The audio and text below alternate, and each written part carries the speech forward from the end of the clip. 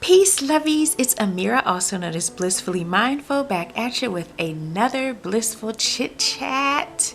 So, if you have not already been here, I do this every week. Talk about fun, inspiring stuff. I upload daily, so subscribe, hit that subscribe button and turn on your post notifications so that you know when I post, bringing you inspiration so that I keep you in alignment with your higher self, keep you on a high vibrational frequency, just keep you inspired and motivated and blissful, you know, all that good stuff. So, as you saw in the title, today we are talking about how to, our self-care hack is how to deal with and manage emotional triggers, you know, and that is a real one for me because that one is something that I work on daily. I will share my little story about that. So I have a very I don't know what's the good word, a very strong-willed mother. And yeah, I love my mom. I do. My mom she is amazing. You know, she's gone through so much in her life and has come, and she's here. You know, she's here. She's had a very tumultuous childhood and whatnot. So I understand her, you know. It's just that being her daughter is not always that easy. She suffered a lot of abuse as a child, and so she's not abusive. Not physically abusive, but emotionally she can be. I probably am the perfect daughter for her though, because I have very thick skin. I too am very strong-willed. You know, I just don't do the whole control thing because I don't have a desire to control people, you know, and try to manipulate and control. That's not my thing. I really don't care. You know, do what you want to do. That's your business. That's your thing. I'm not tripping, you know. Just in my space, though, that I will control. You come in my space, yes, that I'm controlling that, okay? So she likes to push my buttons, you know, and she does it on purpose, you know, intentionally, consciously, on purpose. She told me this, you know, that yeah, I like to do that. I like to, you know, push your buttons, you know. She takes joy and pleasure in pushing buttons, and she doesn't just do it to me, she does it to everyone close to her. And I do know that psychology of that, of an abused child, is just something, you know, because I guess because of my background, I'm probably a lot more understanding and compassionate with her with that. So I guess that helps too, right? So I guess I gotta put that in there because maybe if I didn't have a psychology background, I may not be as understanding or whatnot in dealing with her with it. So I have to say I'm probably an expert at how to manage emotional triggers in your environment when you are around people that constantly want to push your emotional triggers on purpose, you know. And you know what I'm talking about. There are many people out there that they just get off on seeing you get riled up, and it's weird. None of this is a secret. It's in my book, on my website, Blissfully Mindful. I'm sorry, you all, I'm adjusting my camera. Okay, it's in my book, Borrowed Eyes, blissfullymindful.life. My mom is thebomb.com, so there is no shade here. It's a story, Borrowed Eyes is a story about her life that I wrote with her permission. And it's about her life through my lens and her lens shared. So that's what it's called, Borrowed Eyes, okay? So you're sure to check that out. Be sure to check that out if you need that kind of inspiration, because it is a very powerful, very healing book. Her story is very inspirational. You know, what she overcame and whatnot. So anyway, I understand my mom because her mom was very abusive, you know, emotionally, and I even witnessed a lot of it myself, you know, because it's not like people change that much. So obviously we all have two grandmoms.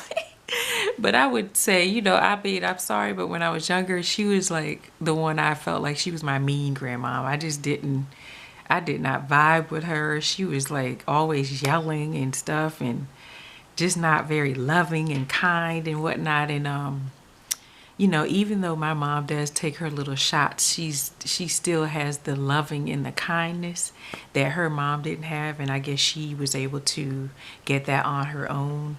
And so I definitely give her all praise for that, because that is powerful, and a lot of people are not able to do that.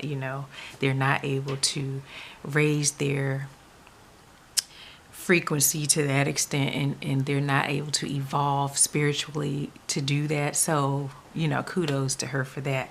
So anyway, but she's got these ways though that are so much like her mom, where she says these things and she knows that they dig into you, you know what I mean? And so what I've just learned over the years to not take it personally, and I know where it comes from because I know how her mom was, and my grandma, I know how she was, and so I know where it comes from. Now, I'm not giving it a pass because, you can still, just because someone does something to you doesn't mean you go out and do it to someone else. So there is no, we're not giving green lights to this or anything. I'm just saying, when you're dealing with someone like that and you're dealing with situations and people around you like that, because we all deal with people like that every single day of our lives. And my mom definitely was the best training ground ever, because she gave me like the thickest skin, like skin thick like you would not believe. I am just like, I don't care what people say about you. Can say whatever you want. Like, I'm not tripping, because I know that when you're saying something nasty to me, you're the one that's got some issues going on. And it's like, I don't know if you need a hug or you need some love or whatever it is, but I know I'm not the one with the issue, because you're the one saying something negative to me, and I know I'm not putting that.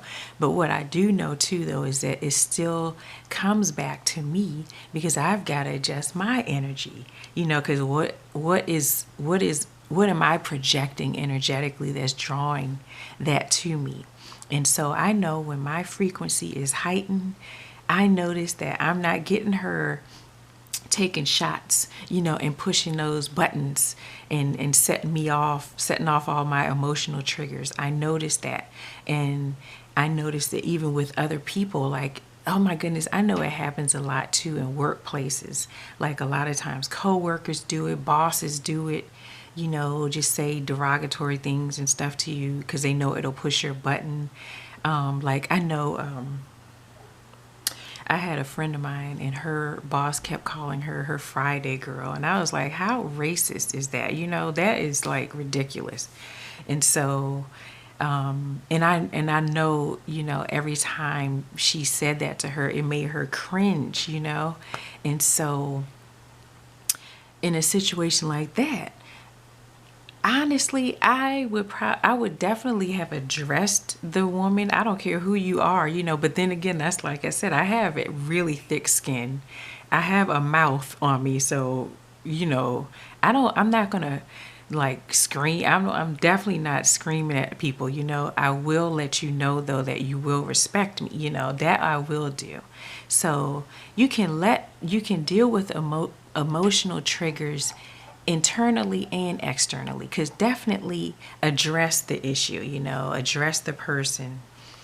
At the same time, first, before you address it externally, address it internally.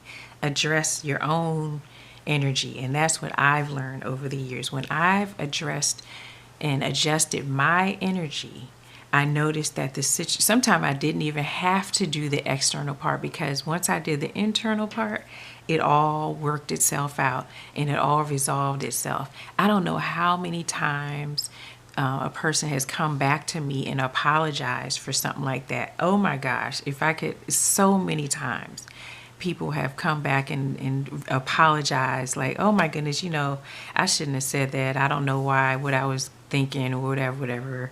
And so then I know that, okay, the reason why it happened in the first place, though, is because something with me energetically was off and that I had to adjust. So usually when I adjust me, everything around me adjust, because guess what? I am always in control of what's going on internally and externally, all around my sacred space, so that's the best I got on how to deal with emotional triggers, people, that trigger you emotionally. Just go within, ask yourself, okay, something's off here with me energetically.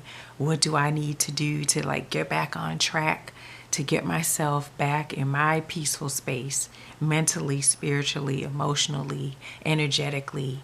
What do I need to do to get myself back there? Take that quick moment and think think it through, process it. And then usually it takes care of the whole thing. And don't take it personally, because that person is going through whatever the heck they're going through, and they're just using you as target practice and using you as a punching bag about their own issues that have literally nothing to do with you at all, because it's all about us individually. There's no way you know what's in someone else's head.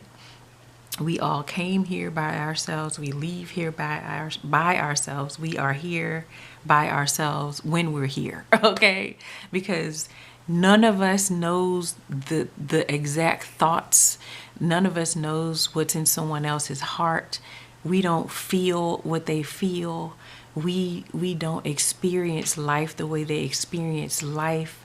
If I taste an apple, I don't know how it tastes to you, because I'm like, that's your mouth, not my mouth. So everything is always about you. You can only experience things the way you experience them. And once you come into the realization and the awareness of that, and keep the awareness of that in the back of your mind, just keep it there, then nothing people say or do can cause you to go off and can be an emotional trigger. It won't have power over you anymore. And so that's what I realized, that no one else has power over me but me, literally. And I don't know, it was like a light bulb. And I guess I probably figured this out maybe in my teen years, I guess, when I guess the issues with my mom and I got heightened to, got peaked, because, teenage years as it is, because then I'm like extra combative, my hormones are raging, and I'm thinking I'm grown, I'm grown, so I'm like, so we are going at it I'm like thinking I'm all of that and everything. We are going at it and whatnot. But I would say late teen years is probably when I figured that out. It was then, because then I started working. When I started working, and then I'm experiencing other people in the world that do this same thing. That's what I love about, you got to love family for that. Family is a training ground for the world, and though family sometimes might get on your last nerve, they are training you to deal with all the people and, all the interesting personalities and the colorfulness of the world. They are getting you ready for that. So I don't care how much they get on your nerve, they're getting you ready. Just consider it practice, for the world. And the better you are at dealing with them, the better you will be with dealing with the world. So I hope that helps someone out there. I love talking about this stuff. This is some juicy stuff. This is what I went to school for anyway. So it's kind of fun to be able to share it on this medium with, masses at a time. I love this. It's funny because I never saw myself necessarily practicing psychology in this way, but it's really fun. And if you all have some topics that you want me to touch on, feel free to leave those in the comments below, and I will be happy to do that, because this is my thing. This is what I do. I may as well use it, right?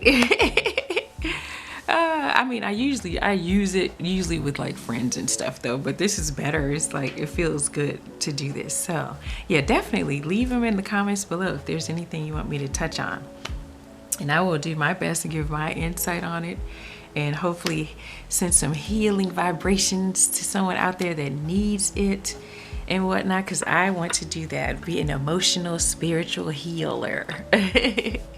So I love you all. Be sure to follow me over on the IG, on the Instagram at blissfully.mindful. I'm over there building up my community.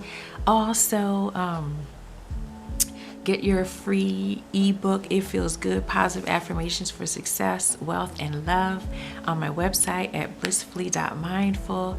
Subscribe to this channel. Hit that subscribe button if you have not done so already. I don't know what you're waiting on, okay? You all gotta hit that button and turn on your post notifications so that you know when I post.